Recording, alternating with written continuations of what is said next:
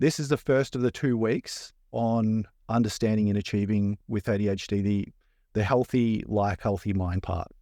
So this is where we talk about things that can improve our baseline. Some of the things that we'll talk about will be things that apply to everyone. And some of these things will particularly apply to people with ADHD, and we'll talk about the degree to which they specifically apply to us as a group.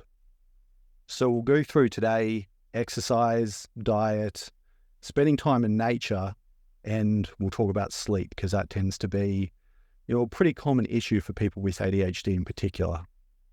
All right, start your Pomodoro timers for today, guys. So exercise. Now, of course, exercise is important for everyone, for health, for longevity, immune function, happiness, energy, and strength. Of course, looking good. Exercise triggers our systems to work optimally. It includes upregulating all of the processes in building these main excitatory neurotransmitters, a couple of which we've talked about. The ones we have talked about because they're underregulated for people with ADHD on average compared with the average person.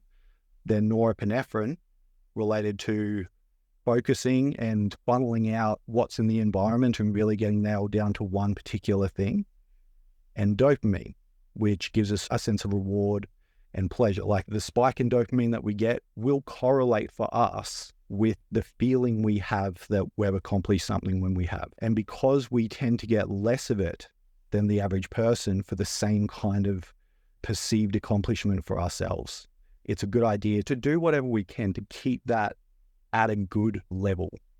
And exercise is one of the ways that we can do that pretty effectively. It also upregulates serotonin, another excitatory neurotransmitter. Now, serotonin is involved in mood, sleep, feeling connected with people, and enduring interest in life and the general things that we're doing in life. Serotonin is a term that probably comes up for you guys if you've been interested in, antidepressants, neuropharmaceuticals, or anything like that, because SSRIs or selective serotonin reuptake inhibitors are the most common medication these days that are prescribed for low mood, anxiety, and things like that. Because if you imagine a situation where not everybody is going to get enough food to survive, right? So there has to be a competitive element in order to survive.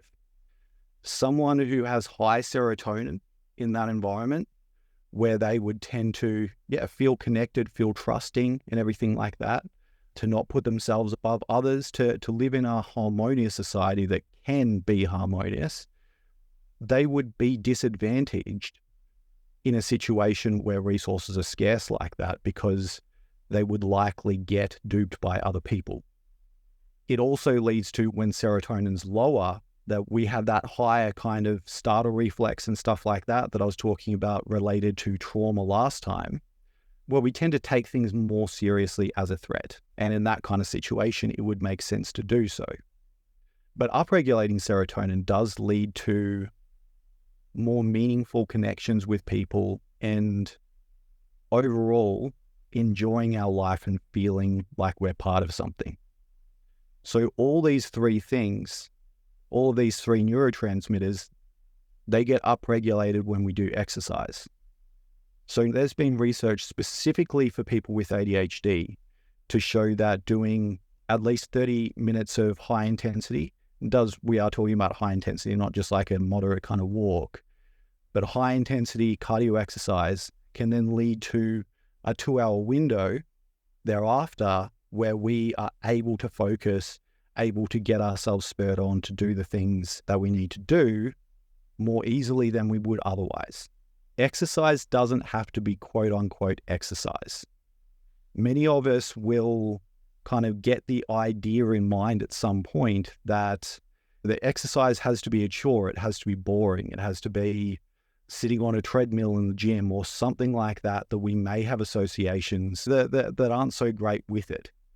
But there are plenty of things that most of us do, or most of us have done or spent some time on, that we've enjoyed legitimately and haven't felt like exercise, particularly when we're doing them, but are still active and are still exercise. Hence having the picture of me rock climbing. That was one of the things that it's probably the main thing that got me through Masters of Clinical Psychology. It was a pretty pretty intensive, rigorous course. Just having that outlet, that escape that wasn't unhealthy, that wasn't going out drinking or something like that, where you have a couple of days feeling like crap thereafter, more so as we get older. But this could be dancing. This could be bird watching. There's a whole lot of different things that it could be for different people. So diet considerations. The main principle here is to maintain consistent energy and limited crashes. Now, first I'll just talk about what those crashes are, how they're caused. So I'm talking about when we have a large enough amount of high GI carbohydrates, so like sugars, grains, bread, so GI or glycemic index refers to how quickly a food, once we've consumed it, will result in blood sugar levels increasing. And if that's high, if that goes up quickly, then it means that, well, as soon as our blood sugar level goes up beyond, this kind of optimal point that our body's trying to retain it as, the way that it can get that down again is by spiking insulin. Because insulin is going to convert that into adipose tissue, or the fat as we store it in our bodies, and force that into the fat cells. At the same time, because it's an all or nothing response, we're then going to feel like a crash. During that crash, anybody, ADHD or not, is going to be a bit more irritable, that kind of thing, than they would otherwise. Self-control it's a resource-intensive commodity, so to speak, or attribute that we have to impose self-control on ourselves. And that includes stopping ourselves from snapping at something that irritates us, or getting really stressed out about something and overwhelmed, that kind of thing. So when we're low on that, which we have during these crashes, we're likely to struggle with keeping ourselves in check, keeping focused, doing all the things that we want to do that we don't necessarily feel like doing at the time. The best way in general that people with ADHD can eliminate the negative effects that having high GI carbohydrates like that and kind of going through these, got lots, insulin, then we crash and we've got nothing and then we've got to have more, this kind of thing, which also makes us fat and can lead to higher risks of diabetes and stuff like that. But all of those, to just keep them more moderate. And the way that we do that, even if we're having something high GI, we'll go with a few examples that happen to be common things that we have. So let's say cereal in the morning. Even if we're having like muesli, right, we tend to associate with being healthy. Muesli is going to be a combination, like primarily of oats. Oftentimes they're honey or sugar coated and might be roasted as well, which deteriorates some of the beneficial aspects of that food. At the same time, they're going to be mixed with other stuff that's probably roasted, etc. But like oats have a GI of about 60, which is similar to the glycemic index of table sugar, meaning that having a whole bunch of porridge or muesli where oats are the main thing is still going to spike our blood sugar in a similar way to just having a lot of sugar in there. So to limit that down, if we include some protein and some fiber at that meal at the same time, that will moderate and kind of spread out the absorption of the carbohydrates that are in there. So that could mean adding nuts that'll give us some fiber, bit of good fats in that case, which are, if we're not primarily getting our energy from carbohydrates, the next would be fats. So we give ourselves the ability to get that from it. They also have high protein. And then, of course, having the fiber in oats or in bran and things like that we might add to it, this can help us. Because fiber, by the way, is really just a carbohydrate that we don't have the enzymes directly to break down, like cellulose, for example, which most like trees and leaves and stuff like that are made from. Celery, hence the name, has a lot of cellulose.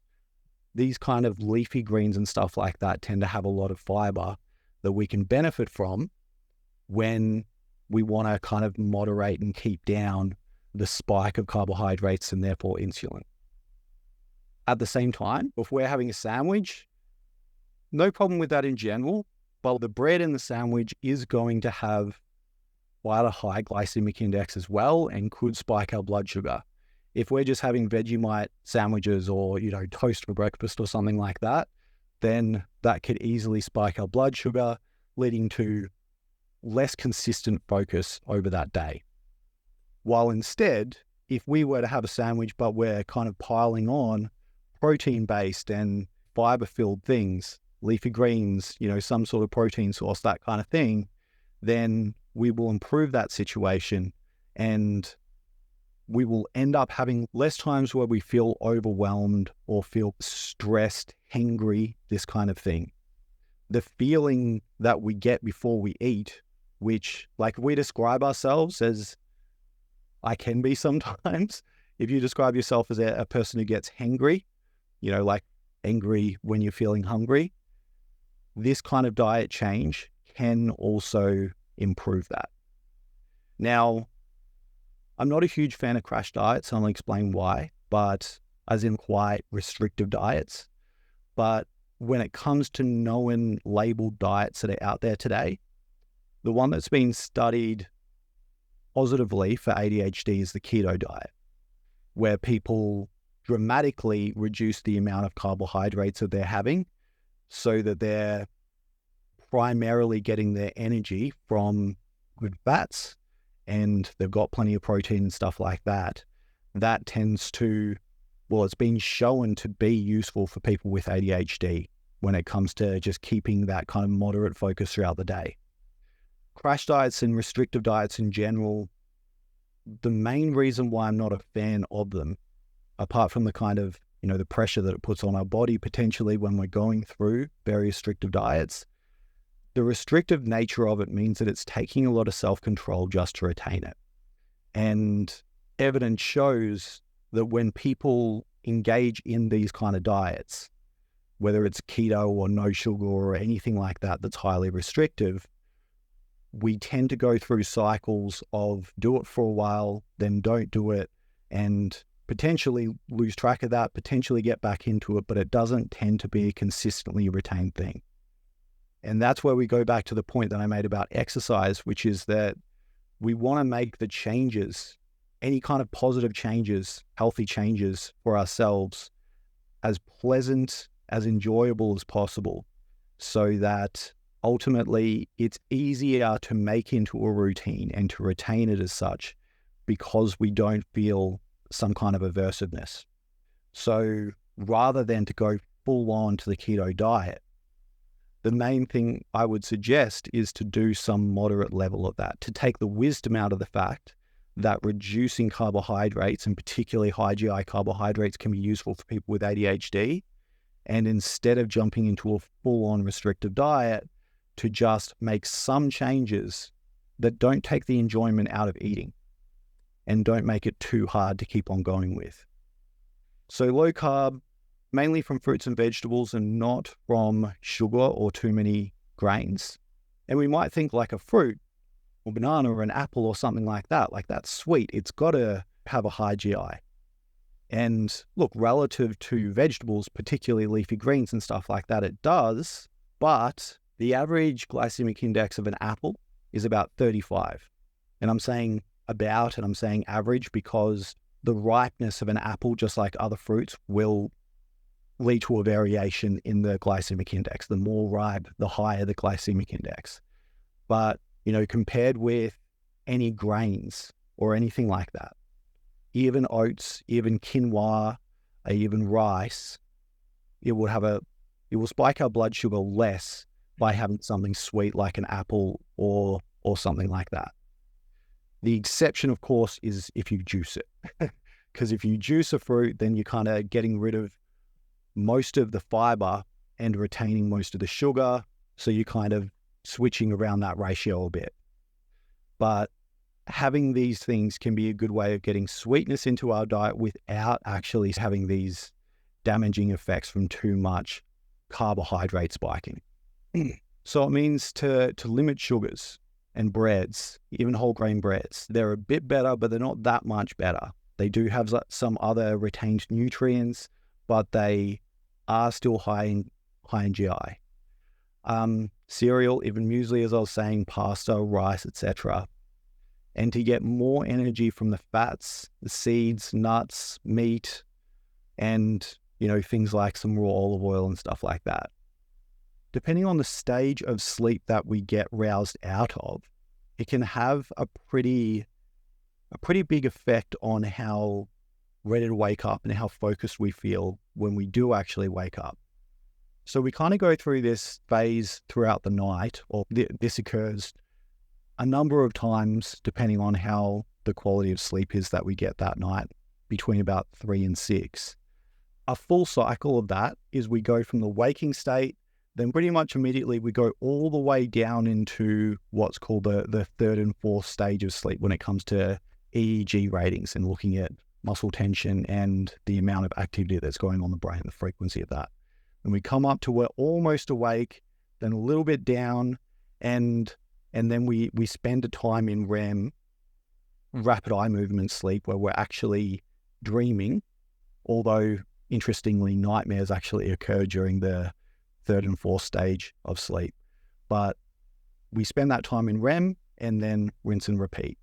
If we get woken up from one of the really low kind of stages, we're likely to feel quite groggy and crappy after it. A useful thing to note from that is that if we use snooze, and I highly recommend people not to use snooze, to turn it off, to disengage it, because if we snooze for say 15 to 30 minutes, that's enough time potentially to go straight into that really deep sleep. And if we get roused out of that, then we feel really groggy and crappy. And that can last 2 or 3 hours, like kind of define our morning potentially. And at the same time, the amount of overall restoration we have from sleep is actually dependent on how many times we go through that full cycle phase that I talked about. Meaning that if we go through part of it and then get roused out of it because we snooze our alarm, we won't really get any benefit from that. So where we might convince ourselves in the morning, like, oh, just like 10 minutes more, then I'll feel a bit better. We won't. And we might even kind of assume to ourselves, yeah, well, I might have felt worse if I just jumped out of bed then. We wouldn't have. But it can be easy to kind of trick ourselves into that until we realize that based on the observations of sleep and people's restorative effects over time, we will not get an advantage from 15 to 30 minutes of sleep under normal circumstances. I say under normal circumstances because it is possible for people to train themselves to go through that rhythm faster if they give themselves small amounts of time to sleep. People have done this where they intentionally have more than one bout of sleep within each 24-hour period, and they've reduced it down to a lower amount of time. But that's not going to happen when we first wake up in the morning, and it's not going to happen to us who have not trained to do that. So it's a side point. We don't want to associate our bed with thinking about stuff and tossing and turning and stuff. So although it may seem counterintuitive, maybe even counterproductive at the time, whatever the relaxing thing is before you go to bed to get tired, that's the thing that you would want to get up and go back to at that time. And again, counterintuitive, but there are a couple reasons why it's useful. One, if we stay in bed, even if we're kind of using mindfulness or whatever it is to try to help calm ourselves down, whatever we think about during that time, we're going to associate being in bed with thinking about those things, and that's more likely to occur after that. At the same time, it can be difficult if we're really spiraling into whatever we're thinking about, then in a silent room, it can be difficult to mitigate that potentially, right? Whereas if we go back to something that could be listening to a podcast that we've already heard before, or reading something we've already read, or watching an episode of something or what have you. The reason why I'm saying, by the way, something we've already read or already heard is going back to that idea. We don't want it to be novel, because that could end up, getting us revved up and keeping us up for longer.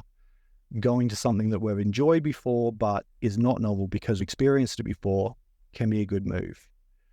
If we go back to that thing, that's likely to have a language component. If you're listening to a podcast, watching an episode of something, even reading, there's something that you're focusing on that is keeping your linguistic side of your mind onto something, right? It makes it easier to not get caught into thinking about stuff that doesn't matter at that moment versus being in a quiet room.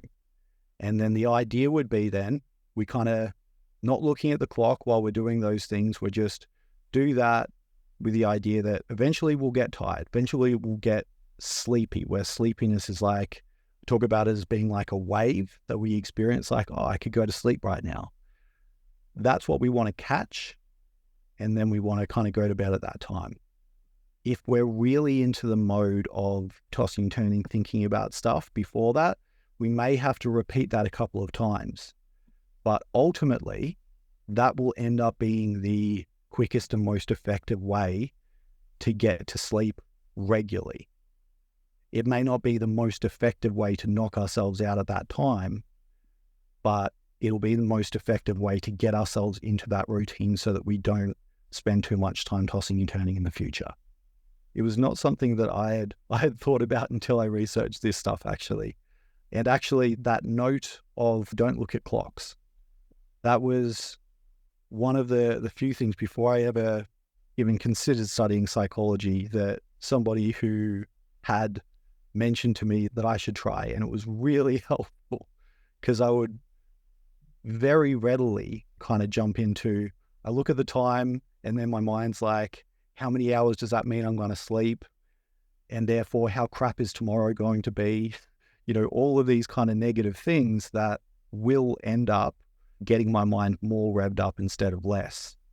So it can be like a strange point as well to be like, don't look at clocks, but it's only after we've decided this is the time where I'm just winding down and going to sleep, and then to not look at the clock until we get the alarm in the morning. So we're never kind of at risk of not seeing it in time. So it only takes 7 to 10 days to reset our circadian rhythms, right? Circadian rhythms being the 24-hour plane over which we have fluctuations in our body temperature and melatonin and stuff like that, that is really important to help us sleep. It's also actually important to, when we feel hungry, we get a spike in something called ghrelin, which gives us that feeling of hunger. But 7 to 10 days, a week to a week and a half. And with sleep in particular, and this kind of goes for every goal, but with sleep in particular, because there's an involuntary aspect of it. We can't click our fingers and go to sleep. That's not something we as people have capability over, but we want to make sure that the goal that we have is entirely within our control.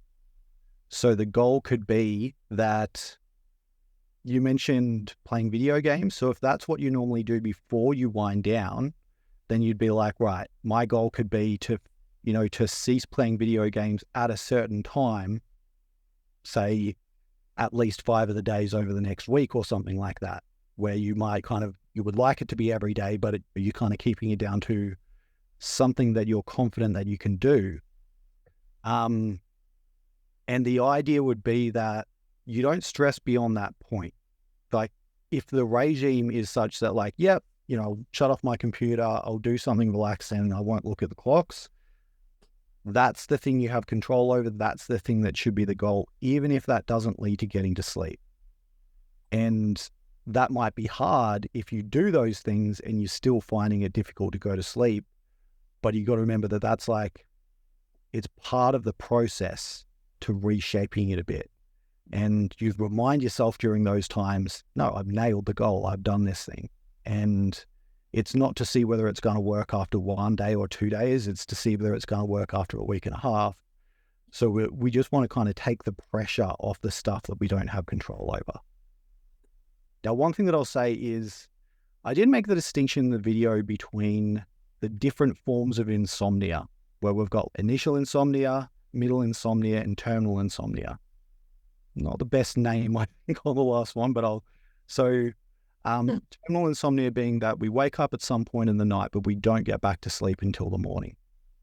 That tends to be experienced by people, in my experience at least, primarily who worry about stuff, who have anxiety. There are various reasons why we might have difficulty in getting to sleep, but primarily anxiety is what leads there.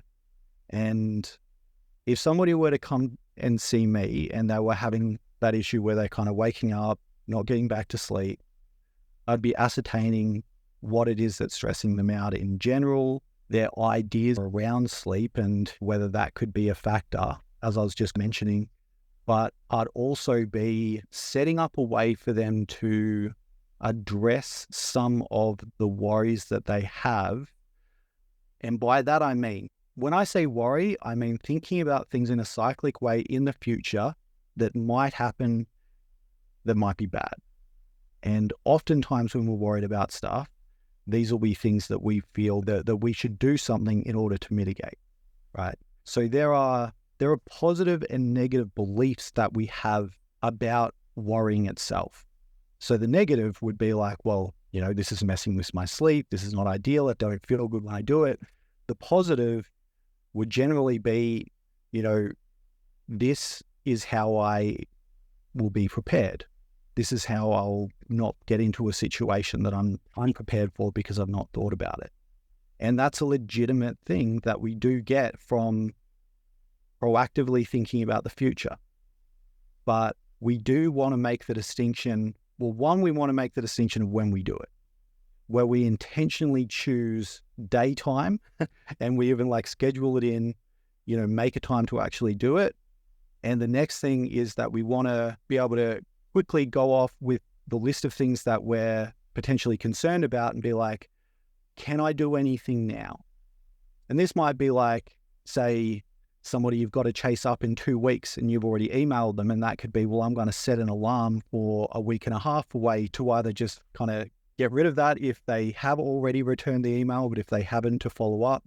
Or it could be to do something, the following day.